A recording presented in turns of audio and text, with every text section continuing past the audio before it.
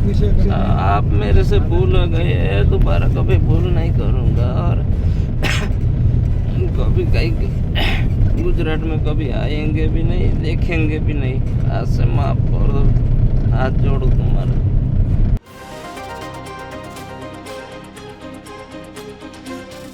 રાજકોટથી મોટા સમાચાર સામે આવી રહ્યા છે। આટકોટ દુષ્કર્મના આરોપીને પોલીસે મારી ગોળી। પોલીસે સ્વ બચાવમાં આરોપીના પગમાં ગોળી મારી છે। રિકન્સ્ટ્રક્શન સમયે આરોપીએ પોલીસ પર હુમલો કરતા પોલીસે સ્વ બચાવમાં તેને પગમાં ગોળી મારી છે। ભવિષ્યમાં આવી ભૂલ ક્યારેય નહીં કરું તેવું આરોપીએ કહ્યું છે। ફરી ગુજરાતમાં પણ નહીં આવું તેવો આરોપીનો દાવો છે। પોલીસની કાર્યવાહીથી આરોપીઓમાં અને અસામાજિક તત્વોમાં ફફડાટ મચ્યો છે।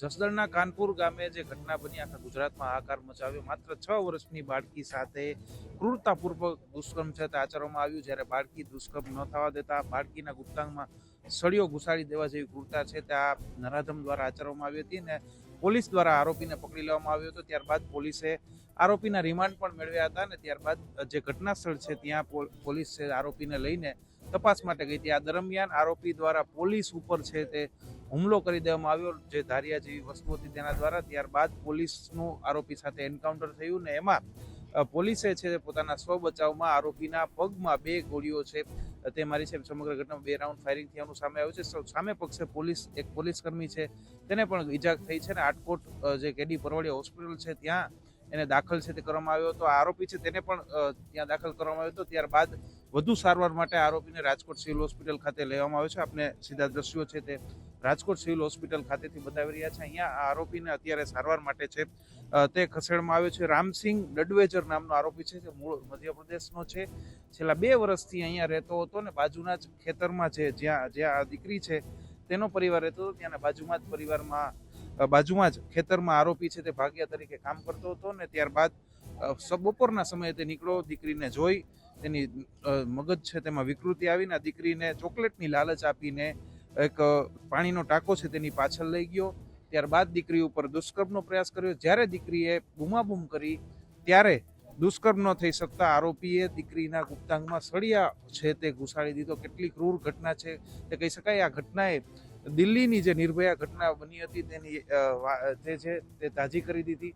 ત્યારબાદ આ પ્રકારની ઘટના છે તે બની છે। પોલીસ દ્વારા ફાયરિંગ કરવા સુધીની જે જરૂર છે તે પડી છે, કારણ કે આરોપી છે તે ભાગવાનો પ્રયાસ છે તે કરતો હતો।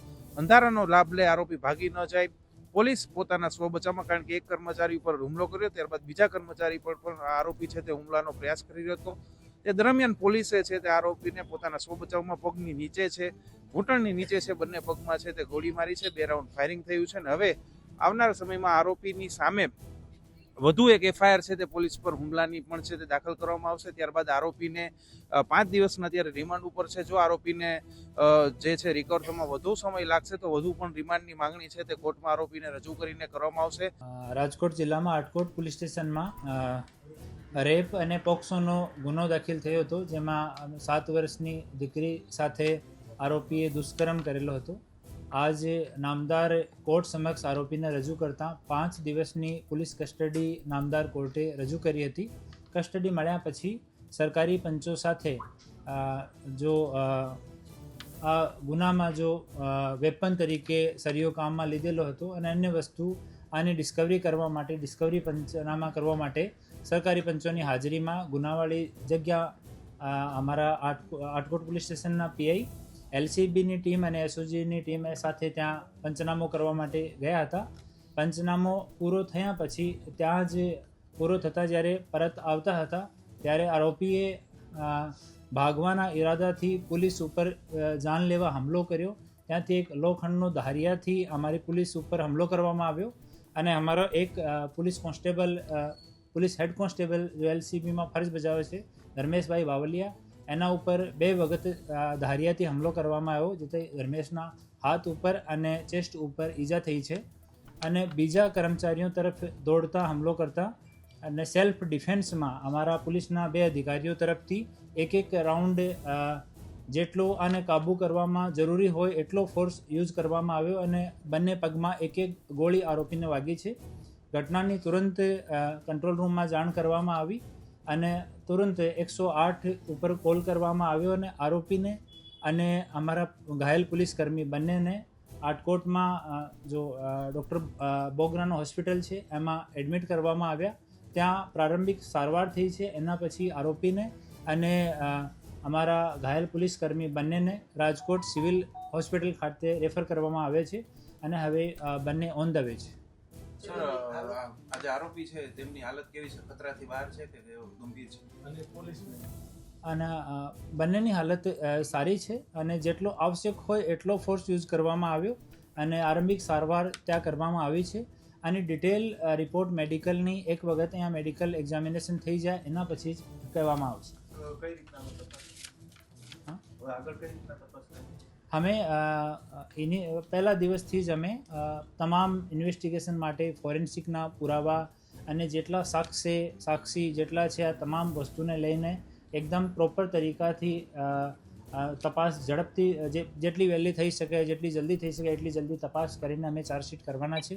રાજ્ય સરકાર છે તેણે પણ અત્યારે ચોક્કસ છે તે આદેશો આપી દીધા છે ને તેમને તૈયારી બતાવી છે કે આરોપીની ઉપર કડકમાં કડક છે તે કાર્યવાહી થાય, કડકમાં કડક સજા થાય તે માટે સરકાર છે તે પ્રયાસરત છે ને કડકમાં કડક જે રીતના આરોપીને જે મુશ્કેલમાં મુશ્કેલ સજા મળે તે માટે પણ રાજ્ય સરકાર છે તે જે છે નિર્ધાર છે.